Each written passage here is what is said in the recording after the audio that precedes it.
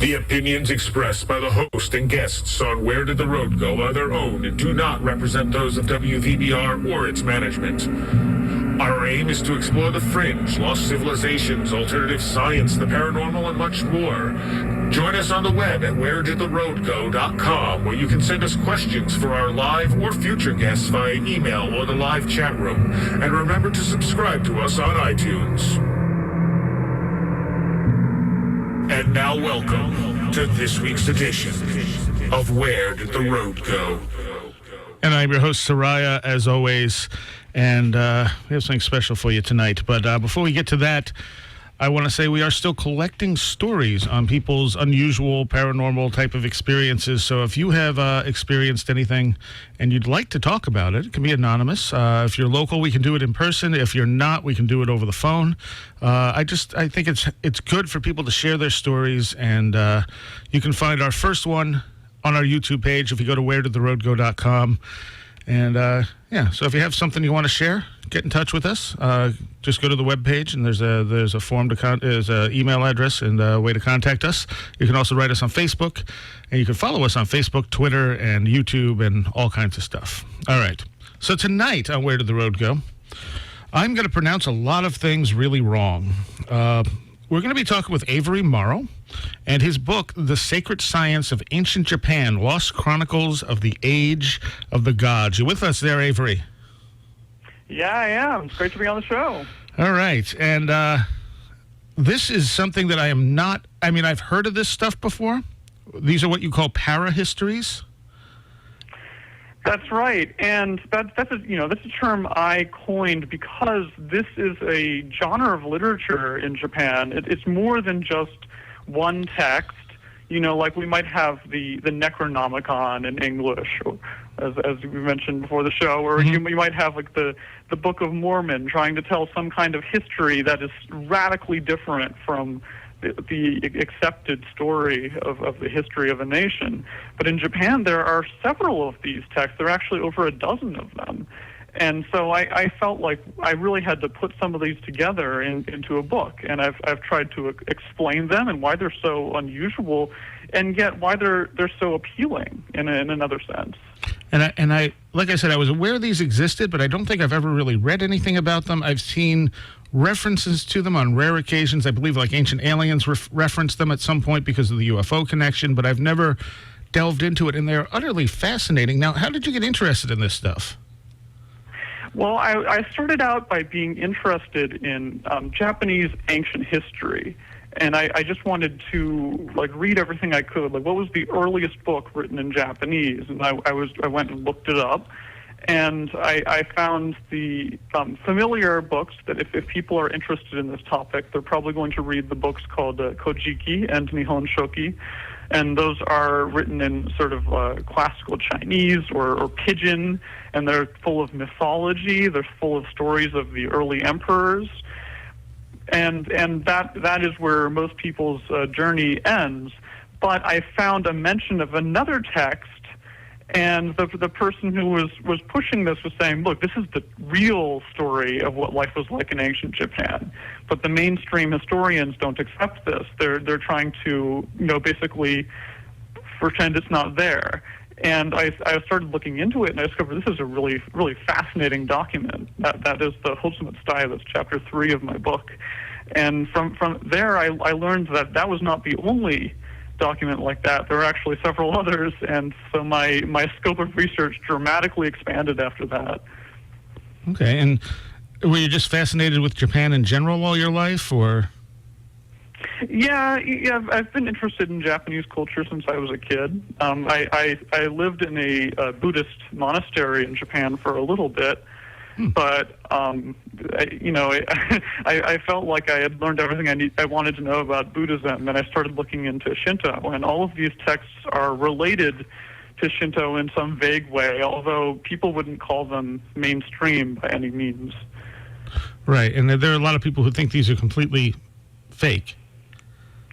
Yeah, and on the historical side, I wouldn't say we should rewrite Japanese history books and put these texts into there. But On the other hand, what the books are actually about is it's more than just history. It's a very spiritual narrative. That's why I called the book The Sacred Science of Ancient Japan. They have sacred geometry. They have metaphysical teachings, and it's often really fascinating stuff that are in these texts, and it really gives a new idea of what we think of as history. Yeah, and what is the official history of, like, what is the accepted history in Japan? How far it goes back and such? Yeah, I've put this all in chapter 1, but I think that's a good thing to review. So we know that in Japan, people have been living there since the Paleolithic period. And in around the 2nd century AD, a Chinese guy went over there to see what kind of society was being built up, and he found a priestess queen who was ruling over all of these tribes who called Himiko. And that is the first record we have of a place in Japan. And it's interesting that most of the parahistories do not have any connection to that Himiko story. Most of them are connected to those first books that I mentioned that are talking about, gods descending from heavens down into earth, and of multiple tribes being descended from the gods, and of this line of emperors that goes back to the beginning of the creation of the world. And it's all different takes on those stories that are the basis for many of the figures, the gods or divinities or ancient people enshrined in Japan's Shinto shrines. Okay. And so these parahistories, what these go back in some cases millions of years. That's right. So there's some documents that say they were written around 100 AD. But there are other documents, most notably the very interesting story of the Takeuchi documents that claim that Jesus came to Japan and everything. Those documents are supposed to record histories going back millions of years. Okay. And, I get one of the things you deal with a lot is the concept, I don't know if I'm saying it right, but the kami? K-A-M-I? Right, yeah. And what are K-A-M-I, these? yeah. How is it said? Kami, that's right. You got it right. Yeah. Oh, wow. All right. Do you want to explain? Good. You're batting 1,000. And these are spread through not just the parahistories, but the official history somewhat too, right? That's right. So Japan's official histories begin with these kami, and kami, it's usually translated as spirit or divinity or god. It also you can read that word kami as just meaning above, so it could just mean a great person from a very long time ago. That's the way that some of these documents interpret it. Well, the kami weren't from another realm. They were just great ancient heroes who set the whole system of government in order, or something like that. But the important thing to know is that these kami are now enshrined in these these Shinto kind of pagan buildings that are these shrines are found all throughout the country. There are over 10,000 of them, and many of them don't link into the official history. So it's a kind of mystery in Japan. Where do these shrines come from? You can go back as far as you want in written text, and they've basically always been there. So these documents kind of they tell a story of filling in all of these gaps that have been excluded as the official history was refined and rewritten over time. And I see some connections here too. Like one of the kami stories talks about eating food in the underworld and not being able to leave, which is saying you see in mythology in other parts of the world as well. Right. When I first read that, I was in high school and I was so surprised. I was like, I've read about that in ancient Greece, and I've looked into that a lot. It seems like if there is a connection there, it goes back much farther than any sort of history that archaeologists or historians are able to uncover. So it's really cool how we can make these connections between different mythologies on opposite sides of the world. Okay, and all right, this is where I'm going to probably start mispronouncing things. The Kojiki. texts? Hey, got it again. Excellent. It was luck. It looks like it sounds. And these... Yeah, so the Kojiki is where the story starts to, get away from that official story, because there is this document called the Kojiki. The short version is known to be over 1,000 years old, but it was never included in these official histories, at least not in recent times. They just said, "Oh, this is a forgery," blah blah blah. But these days, academics in the West are starting to question that, saying, "Was this really a forgery, or was it just a alternative history that included stuff about other families that were not the imperial family, and they didn't really want to hear about those other families too much?" Okay, and they're broken. There's different versions of this. I believe you have a 10, a 30, a 31, a 38, and a 72. Is that right? Yeah. So then this document, this so-called forgery that might really be ancient, someone put out an expanded version. I can't think of any. They're always putting out expanded versions of movies and stuff. I can't think if there are any books that come out like that. But yeah, I don't know. Right, but so this was a book that came out that way. There's a Buddhist, a Zen monk, said that he had discovered all of these extra volumes. In fact, 62 extra volumes, and that this is like all sorts of secret teachings and stuff, and a prophecy for the future, and rules of medicine, of how to heal yourself without having to make concoctions or anything, and all of this stuff that is part of a history, I guess. But it's definitely, we've gotten far away from history by this point. And when did the Kojiki come about? When was that supposedly written? So the original short one was supposedly written 600 to 900, something like that. Okay. But this expanded one, we first hear about that in the early modern period. It was supposedly, it was just the same book. It was just a lot longer, know? Now, it was supposedly written in 600 to 900. When did it actually come to light? It first came out in 1670, and when it did, it was just a history book, but the government got really upset about that. They said, "No, we already have a perfectly good history book here. It tells how the emperor came into power and why everything is good the way it is. We don't need this new book. This is obviously someone has just made this up." And so they burned up the book. They destroyed the wood blocks that they used to print it, and they sent the people who published it into exile. That's where things start going, this is where we start going into a really underground kind of world, because it's clear that if you tell a different story than the official history, then people are going to get concerned, and people in high positions of authority are going to get worried. And of the ones you cover, this is probably the most how can I say it, fantastic of the books. Right. Yeah. That's the funny thing. It's the first one that came out, and it really doesn't go that far away from the official history. It adds a lot of detail. It adds a lot of other things that you don't usually find in histories. And when that one gets burned up and sent away, then these other even more radical documents start coming out. And what is the evidence for and against that one for being official or real versus being a forgery? The most interesting thing about that document is this 47-syllable song that has all of the syllables of Japanese in it. A-I-U-E-O, Kakyukukeko, and so forth.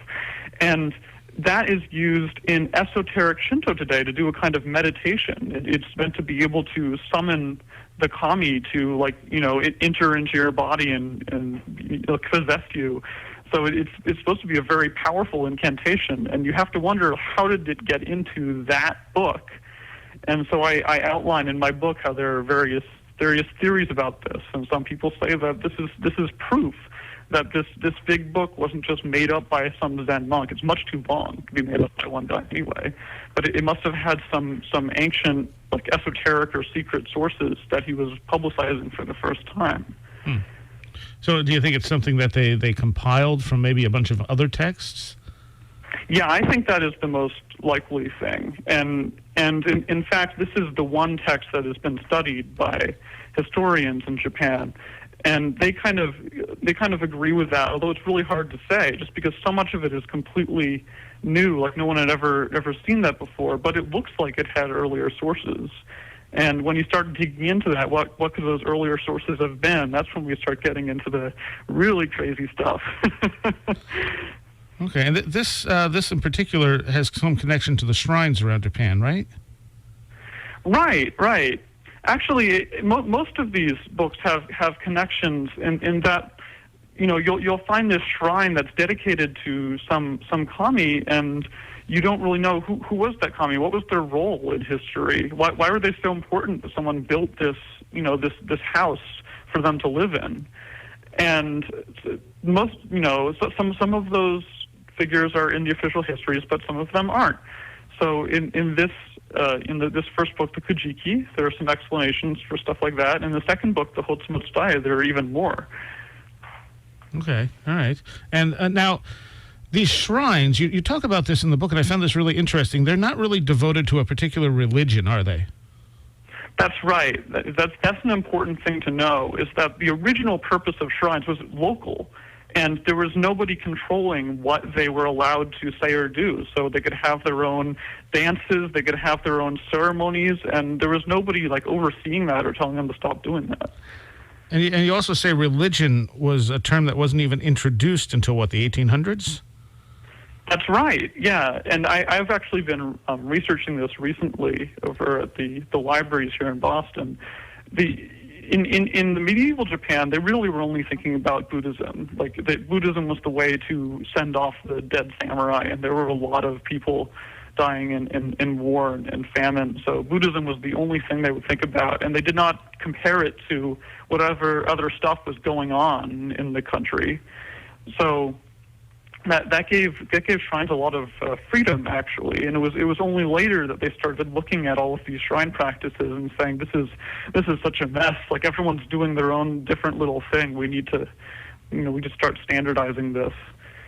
So it took a long time for them to even think of the concept of a religion. And you said some of this was also imposed by the U.S., wasn't it? That's right. So after they had finished reforming shrines, they said, we've completely stamped out any sort of like sectarianism or preaching or anything like that. These aren't even religious buildings anymore. They're just, they're basically historical sites. And that was the policy up until the 20th century, when the Americans came in and said, oh, look, they've been taking their religion and promoting it as if it were not religion, so we're going to make it religion again, which it wasn't really in the first place. So these were kind of spiritual centers that people could go no matter what they believed. That's right. It was for the whole town, basically. You had this shrine, and they did like I made the comparison to Halloween in my book. Like, everyone participates in Halloween, right? It doesn't necessarily mean that you believe in anything. It doesn't mean in your belief you're trying to ward off evil spirits or anything like that. It's a community event, and it gets everyone closer together. And that's the sort of thing that would happen at shrines in medieval Japan. Okay, now there's a political outlook to a lot of these para-histories. You want to talk about that a little bit? Yeah, it's interesting, the image that these different books present of the emperor. That seems to be the one shared thing throughout all of these books. And in the Kojiki it's pretty mild, but in the Hotsumatsudai, the second book I talk about, you have the emperor being like a role model for the whole country, and he has the job of teaching people about things as simple as this system of months and years, or like how to structure a society, and it's all emanating from this one source. And in the Takeuchi documents, that gets even it goes into a global scale. That one. Yeah, not all of these happen in Japan. Some of them do have a worldwide basis to them. That's right. Especially these more recent ones that I talk about in the second half of my book. The Takeuchi documents, they have this idea that like all of the continents had been divided up among these local kings who were all being ruled over by a world emperor, and the emperor could live for millions of years, and he had a spaceship that he could use to fly around and visit all of the different continents. And so that is a very, very radical departure from these early documents. Okay, and so let's look at the next book you cover, which is I'm not going to try and say it. It's the one that starts with HOT. Yeah, Hotsumatsutai. That's okay. Right. Now, where did this come from? It's not really clear where that one came from. All we know is that there was a guy who was living out by himself in the middle of the countryside, and said that he had been given this book from his, I think it was his stepfather or something like that, and wanted to present it to everyone because he had found some secret history. And that is a really difficult thing to believe, that this guy had just been like sitting in his house, like making up a document for 30 years or something like that. Because what we're talking about here is not just, like a genealogy or something like that. This is an epic poem, is what the Hotsumatsutai is. It's over 10,000 lines long. And it's written entirely in ancient Japanese, not the Japanese that was like contemporary at that time, but ancient Japanese. It's all like a haiku going 75757, except all the way down for 10,000 lines. And the subject matter of this is what? It's a little more fantastic than the Kojiki. Yeah, what it talks about is in ancient Japan that had all sorts of technologies. Like they were able to make writing.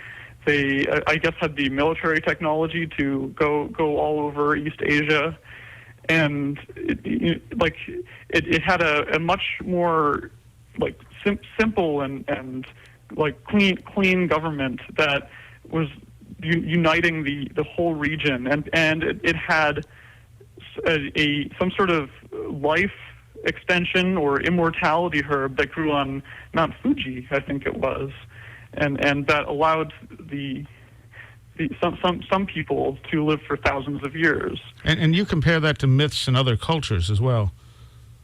Yeah, there are a lot of things in this epic poem that are parallel to, mythology of other cultures, stuff that they could not have known about in the Japan of that period.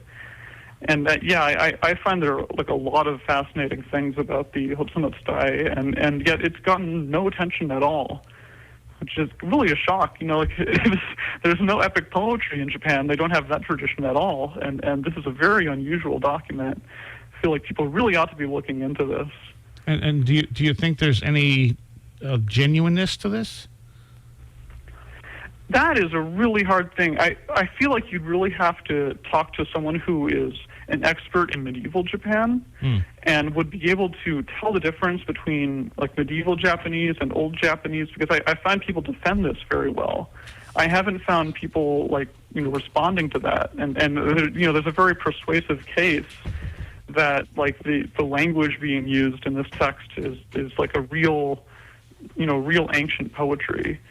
But I'm going to stay on the fence for the time being. It's really such an amazing proposition that this epic poem could have been preserved secretly for thousands of years, and yet that's what shrines are for. Basically, all these shrines throughout the country, they often have a place where you just keep ancient artifacts and documents, and the local people basically entrust the shrine with those treasures. Okay, well, that one also speaks of reincarnation, doesn't it?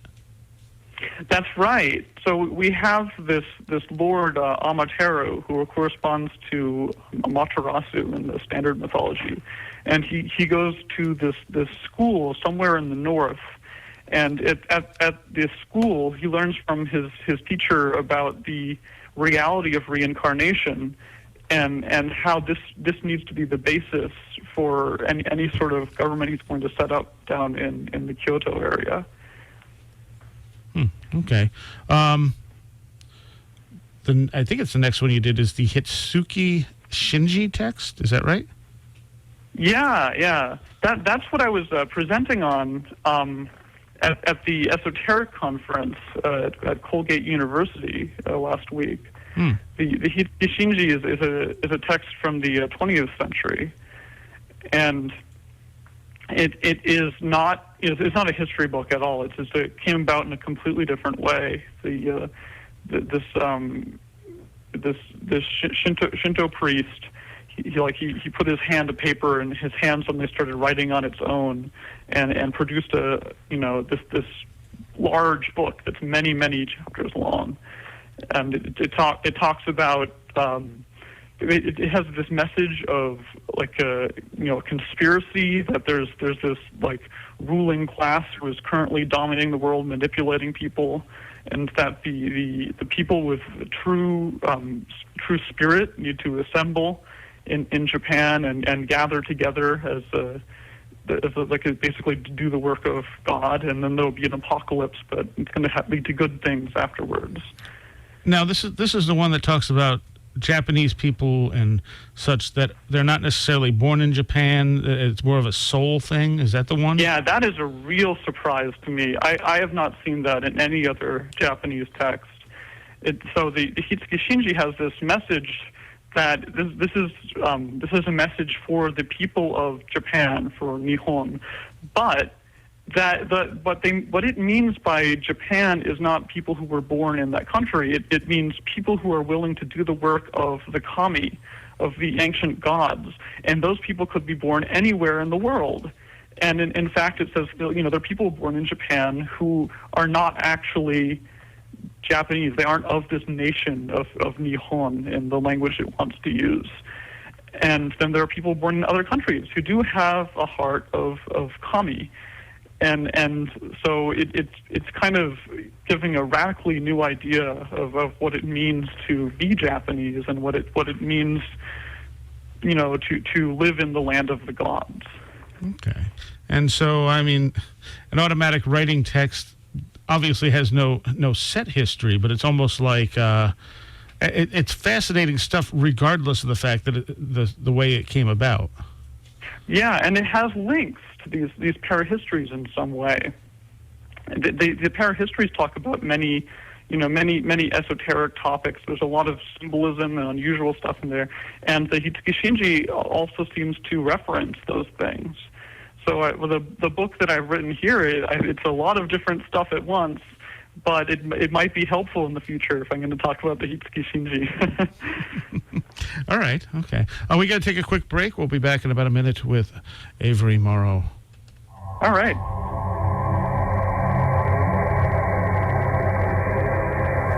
The opinions expressed by the host and guests on Where Did the Road Go are their own and do not represent those of WVBR or its management.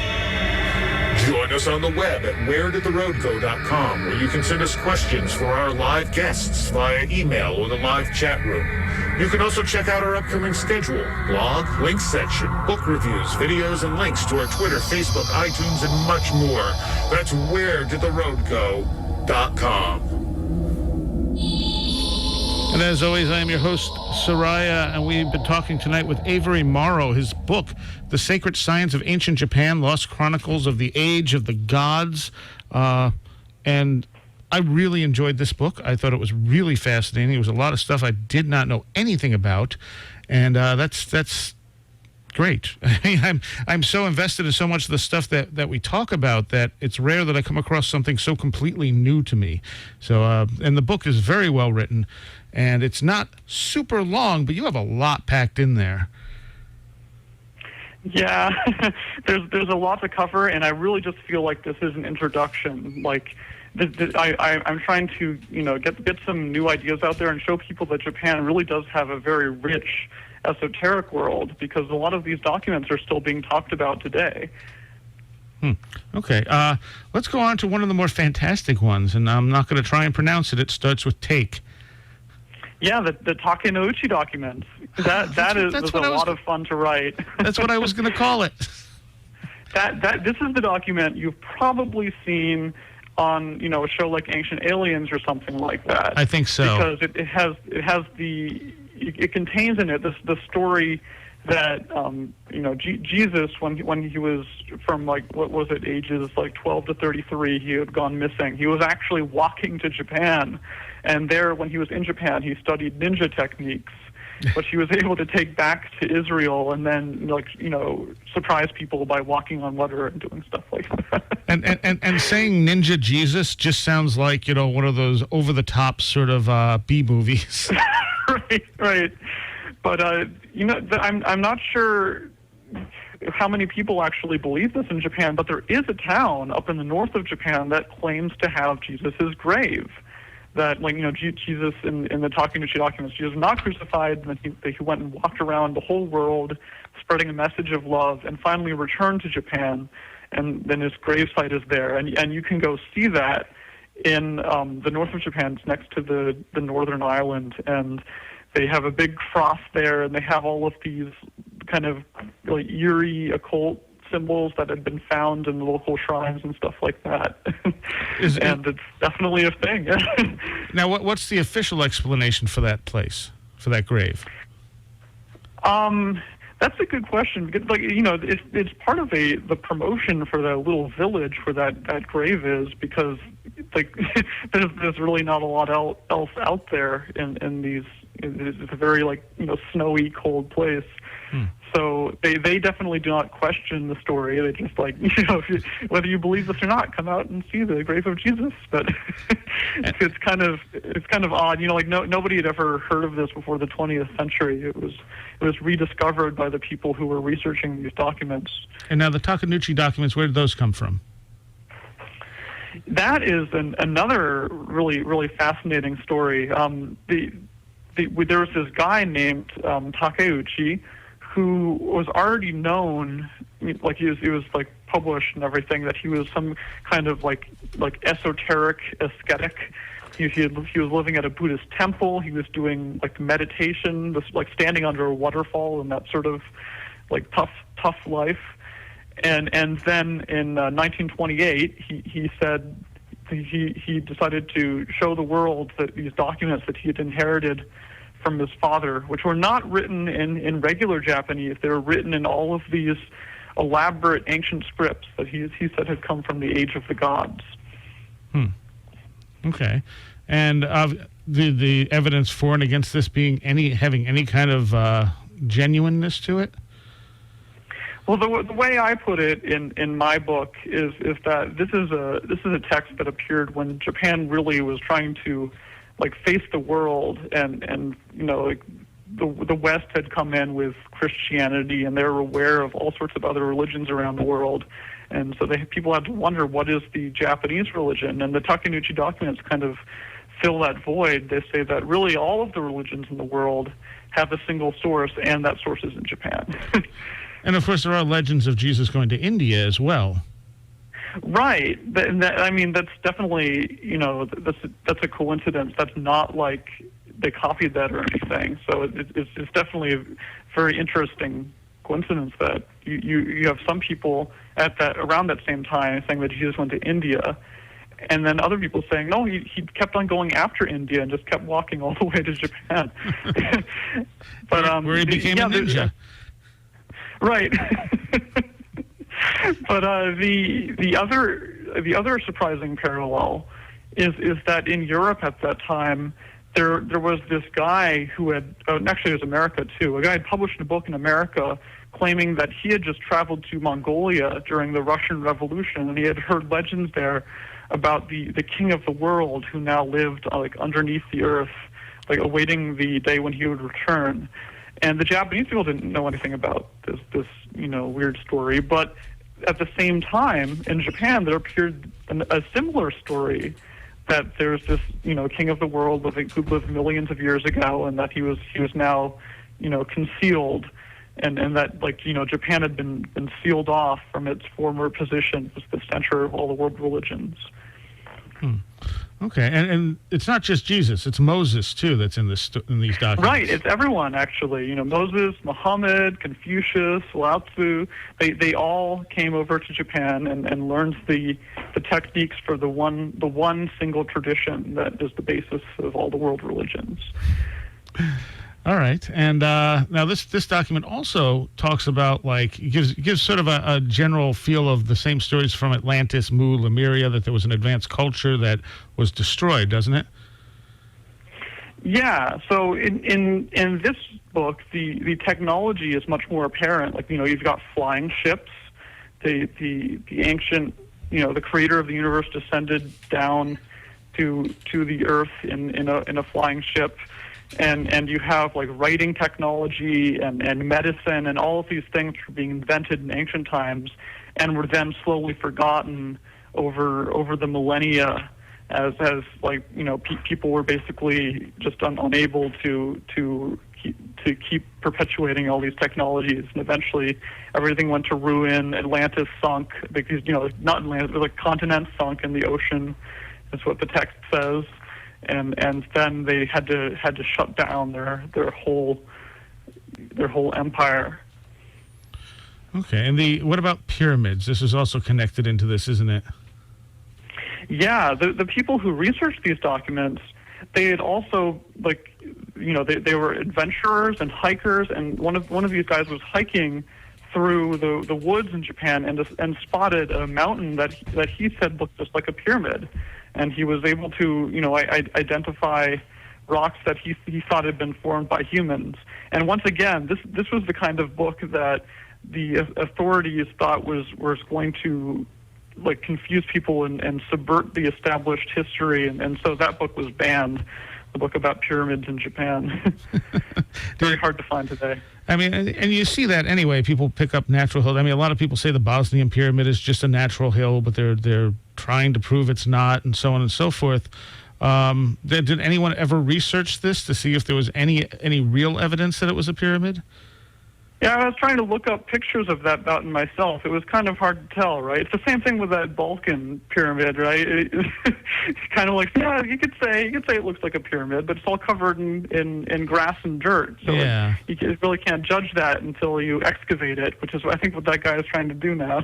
Yeah. The Bosnian pyramid's been somewhat excavated, but a lot of experts and even some of the alternative experts like Robert Schoch have said it's a natural formation with some caves around it. Yeah, and there's no one doing that in Japan, as far as I know.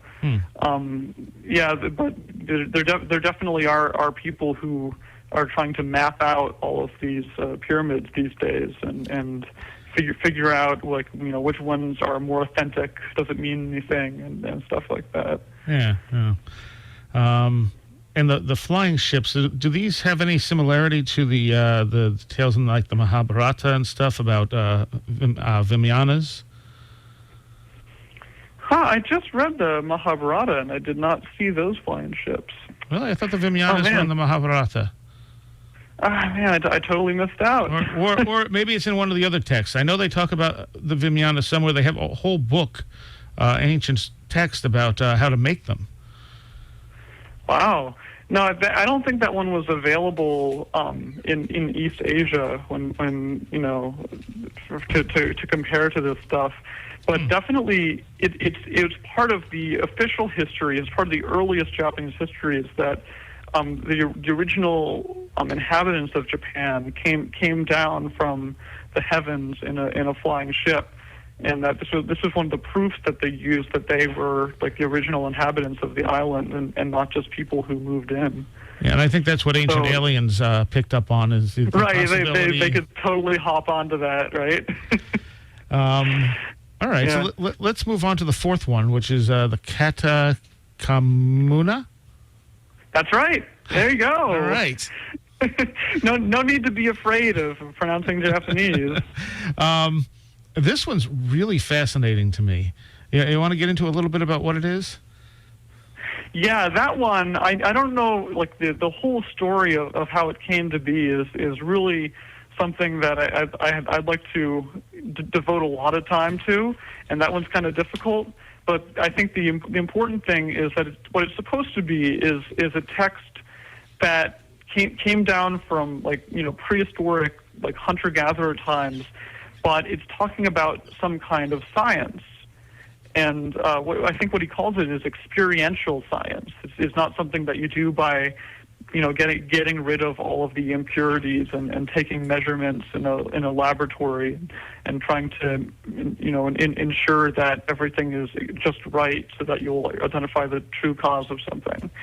But no, this is meant to be a very different type of science. Science, of course, is just means knowledge in Latin, and so this is describing a type of knowledge that you get from experiencing the world around you, and the way it is described in these documents is but through a very very symbolic language where every word can be broken down into multiple levels of meaning, and so oftentimes, what this document is for people who read it is sort of meditative experience, where you look at these words and then you're able to break them down and see the meaning embedded in every syllable of the language, and through doing that, they feel like this is definitely experience of what it must have been like to to speak language in ancient Japan or something like that. But it has a view of the universe where the most important force is not the scientific energy, but of creativity and how new things come into being. And so this is caused by interaction between the material world and the higher world. And it's also called the 8 mirrored script. Am I right on that? Right. The script that this is written in is also very very unusual. It's made entirely of circles and lines and crosses through the circles, and it's not written left to right like you would write English, but it starts in the middle of the page where they put this this single central symbol, and then it spirals out of the page, and so the way to read the poem, because it's always a poem, it's like a haiku 575, is to start in the middle and then go outward and outward, and you can just imagine it spiraling outward towards infinity. And there's no other writing like this, is there?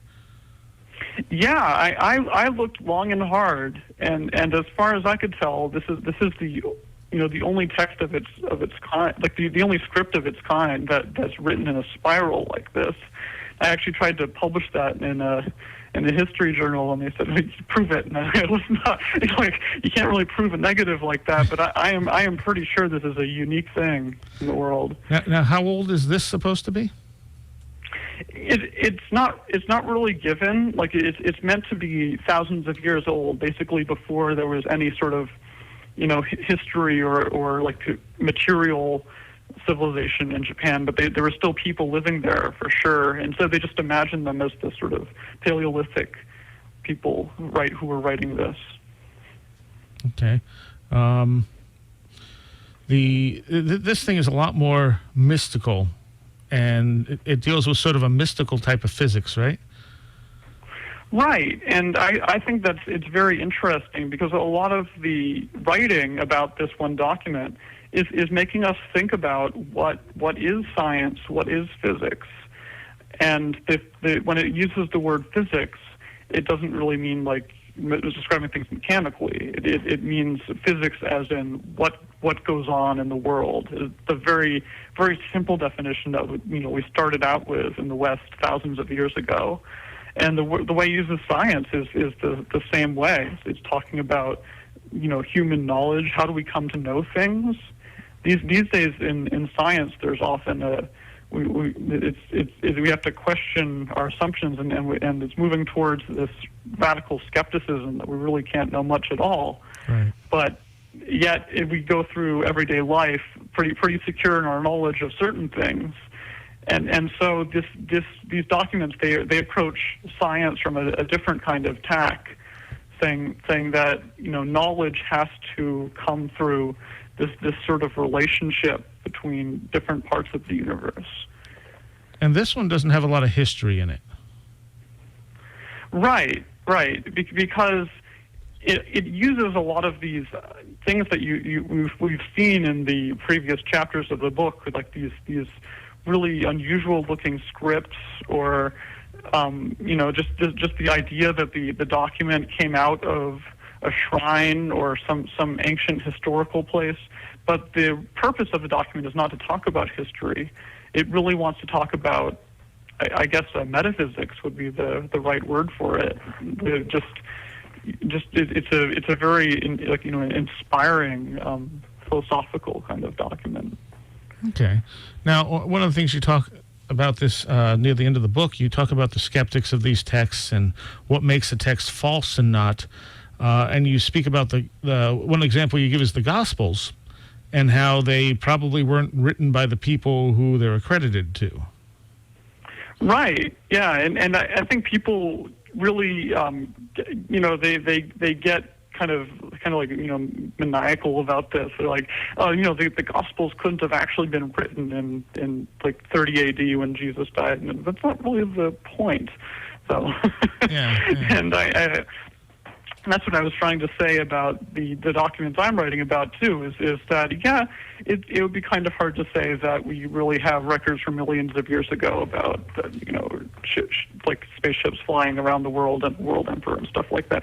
That's not really the point of why you would want to read this, and I don't really think it's why people who are interested in these documents read them, although they definitely are interested in the unexplored and the unknown parts of history, and they definitely do look for like clues from around the ancient world. But it's also about what is the end message of that, and is there something important that you can bring back from reading these texts to the world around you.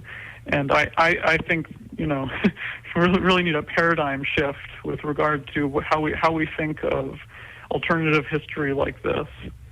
Well, you also make the comparison at some point in the book to Castanada's work, and I've seen enough evidence that Castanada's work is probably fiction to some degree, but it doesn't make it less valuable. Like, I found a lot of valuable stuff from reading his work, even if it's fiction. Exactly. It's really kind of, it's surprising because when that book first came out, there were plenty of, sociologists, because he's trying to write it as a work of sociology, and yet it turns into a very personal experience. Yeah. And there were sociologists who read it and said, wow, that is really powerful. That expresses the problem of trying to describe things objectively better than any of our theoretical things could have done, because that was then and still is now a problem with these academic attempts to describe human things. And so it really is an important book in that way, even for academics. But then these days people just say, oh, no, it didn't actually happen, so it doesn't matter, which is really not the point. And people seem to be losing track of why people read stuff like this. Yeah.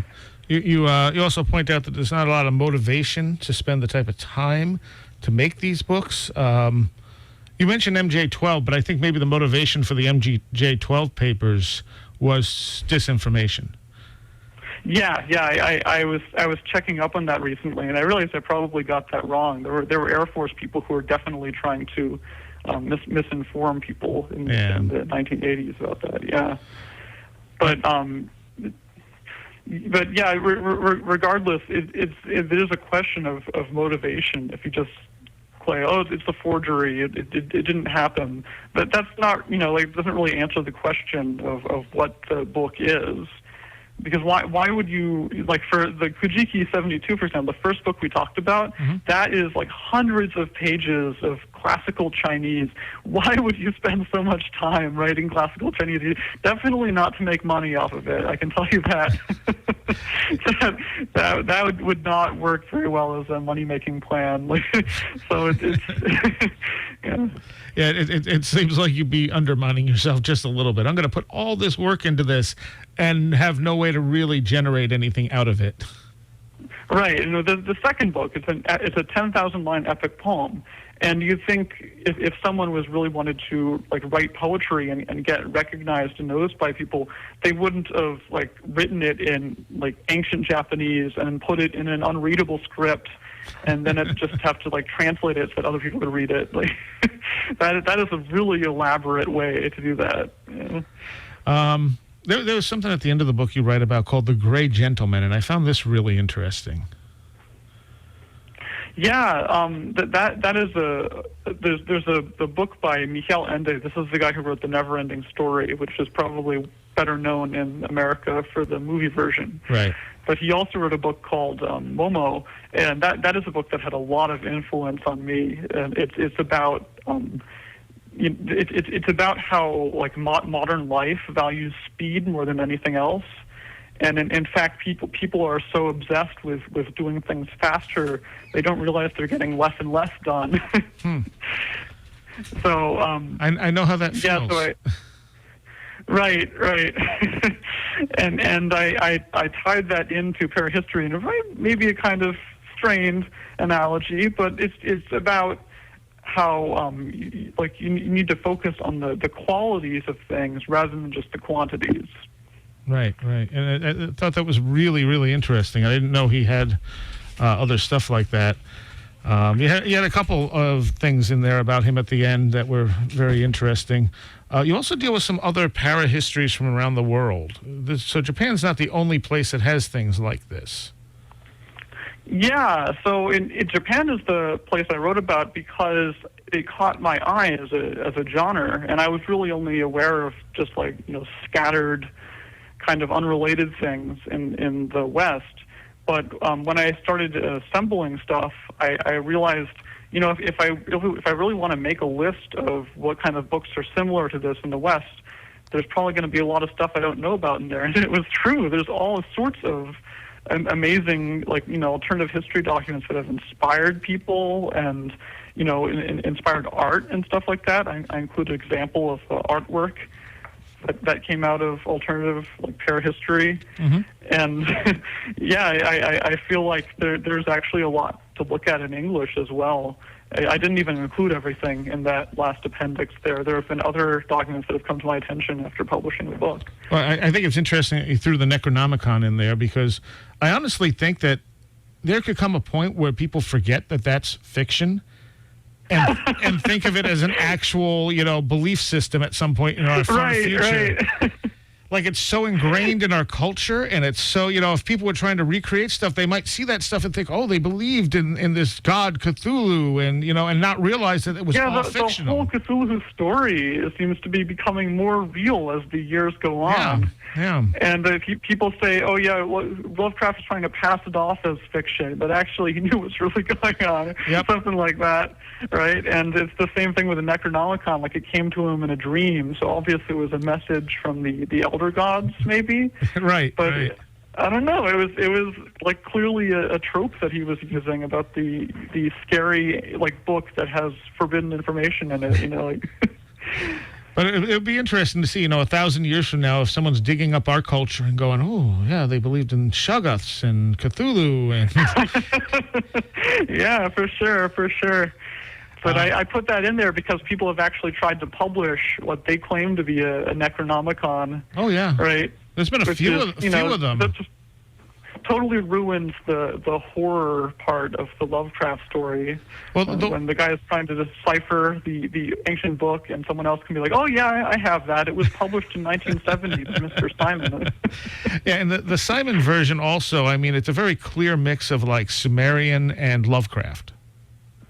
Yeah. I once flipped through that. I don't have a copy myself, but I was kind of befuddled a bit. All right.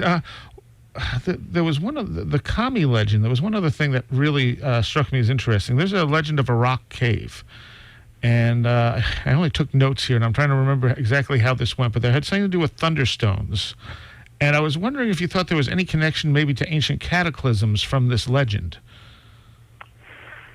Yeah, that's in the official history, that this sword comes down from the sky and like lands on a rooftop, and he says, yeah, this sword was sent down by the kami. The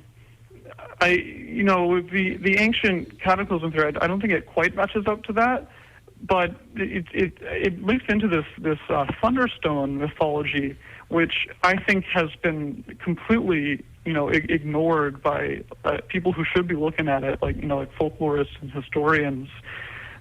What's called Thunderstones, we know them today as oh no, I've forgotten the word. Spearheads, right? Okay. Just those little stone things for cutting or throwing spears that people find all over. And if anyone does know about the Thunderstone mythology, they're like, oh, those stupid medieval people didn't know what they were finding, and they thought the gods had sent down these stones. But that's not actually true. Thunderstones are actually known throughout the world. It wasn't just medieval Europeans. It was people who were living alongside hunter-gatherers and knew what arrowheads looked like. They were also said, when there's thunder, the gods send down these stones. So that's something I find pretty interesting, although I didn't have space to include that in the book at all. Well, I wonder if that's like a memory of like a comet strike or meteor falls or something like that. Yeah, I feel like it really deserves a much closer look, because I know, for example, that there were legends like this in Japan, but I can't find anything about it at all. I was even trying to look through Japanese books, and I simply could not find any reference, so maybe like one or two references to these medieval legends. All right. So what was the conference you just spoke at last week? Yeah, so at Colgate University, that's Hamilton, New York, they had a conference on the esoteric, like old and new, east and west. They're covering everything from Kabbalah to Aleister Crowley and the Left-Hand Path, and it was a very interesting assembly of people, I have to say. Yeah, sounds like it. Yeah. And you got to talk on what? Which manuscript? I talked about the Hitsuki Shinji that I mentioned earlier. The automatic writing. Yeah, the automatic writing text. Mm-hmm. And how it sort of reflects there's a boom going on right now in Japan. More and more people are reading that text and looking into this esoteric world. And it seems to reflect a lot of concerns about the modern world and worries about like a global conspiracy and a future apocalypse. And I'm hoping I'll be able to investigate that more in Japan next year. Okay. So are you working on anything else new, like book-wise? Yeah, that's the topic I'm hoping to be able to research. It depends on the support of Japanese government and universities. And if there's one thing I learned at the Esotericism conference, is that esotericism is very marginal. You might call it esoteric. Yes. And there's not a lot of support even from other humanities departments that might want to just integrate it in. Right. And I think if you're wondering why people don't give much credibility to alternative histories and stuff like that, that might be part of the reason. It simply is not, it is not considered something that you ought to be looking at if you're a professor or a student. Okay. And where can people find you online? My website is avery.morrow.name. You can just Google my name, Avery Morrow, and you can find the research I've done so far on there, or learn more about my book. And I definitely recommend the book. It was published through Bear & Company, so it's available pretty much anywhere. And I very much look forward to what you're going to come up with next, because I think this is something that really does need to be brought out a little bit. It's definitely a hidden part of culture that hasn't really been explored. Yeah, I hope I've got more exciting stuff coming up in the future. All right. Well, I thank you for talking with us. Yeah, thank you. And again, that was Avery. This is we're talking still with Avery Morrow. The book is The Sacred Science of Ancient Japan: Lost Chronicles of the Age of the Gods. And yeah, you should be able to find it anywhere. And one more time, your website? Avery.morrow.name. All right. Thank you. And Last Days of Full Losses up next, taking out with some Psyche Corporation, Whirring World.